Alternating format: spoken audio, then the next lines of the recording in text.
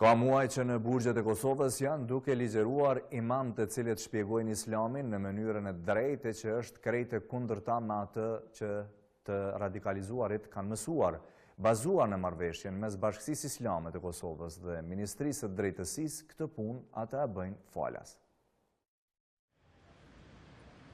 Teologu Idris Gjigoli, nga viti 2000 deri më 2005, kishte ligjëruar për persona të rënë ndesh me ligjin në qendrën e paraburgimit në Prishtinë. Për këtë, ai kishte pasur kontratë me shërbimin korrektues të Kosovës për kompensim material. Gjigoli shton se edhe pas 2005 kishte vazhduar, por pa kompensim material, vetëm që të kontribuoj për besimtarët e gjendur prapa grilave.